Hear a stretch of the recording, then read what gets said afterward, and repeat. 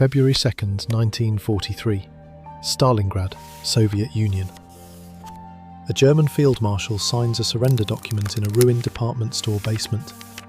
90,000 soldiers lay down their weapons. It is the first time a German army has surrendered in this war, and Berlin does not announce the truth for days. The defeat marks a turning point nobody in the German high command wants to admit. Until Stalingrad, the war had moved mostly in Germany's favour, territory expanding across Europe and deep into Soviet land. After it, the direction reverses, and it does not reverse back. Through 1943, Soviet forces push west, retaking city after city, while in North Africa, German and Italian troops surrender to Allied forces in Tunisia. Then, in July, Allied troops land in Sicily, opening a second front on the European mainland itself. Italy's government collapses within weeks, and Mussolini is arrested, though Hitler orders him rescued and installed as a puppet leader in the north. Germany fights on two fronts now, stretched thin, its resources drained by a war of attrition it cannot sustain.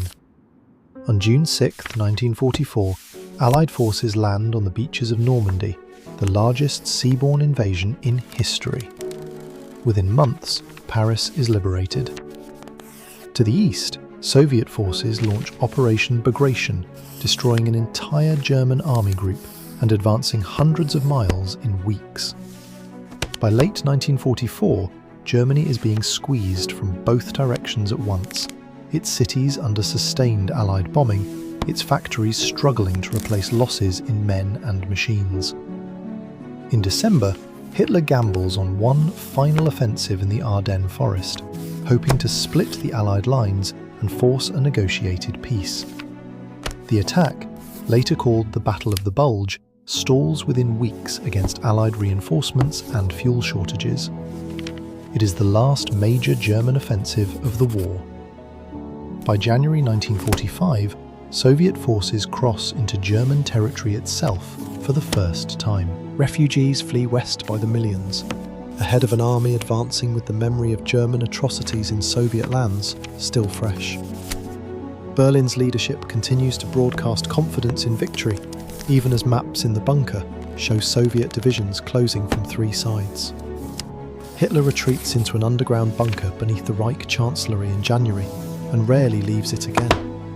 Around him, senior officials continue to plan for a war already lost, some quietly making contact with the Allies, others staying loyal to the end. By April, Soviet artillery can be heard inside the bunker itself. On April 30th, 1945, with Soviet troops fighting within blocks of the chancellery, Hitler takes his own life. 2 days later, Berlin's garrison surrenders. What remains of the German government, relocated north, attempts to negotiate a partial surrender to the Western Allies alone, hoping to avoid full defeat to the Soviets.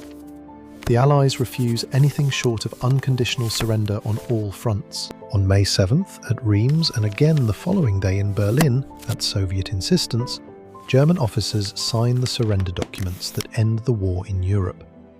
The Third Reich, which its architects had promised would last 1,000 years, collapses 12 years after it began.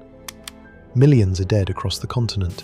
Cities lie in ruins from Stalingrad to Berlin, and the leadership that built the regime is now in Allied custody, in hiding or dead by their own hand. In the following months, occupying forces divide Germany into zones, and the world begins learning the full scope of what happened inside the camps the retreating armies had tried to hide. The reckoning has only begun.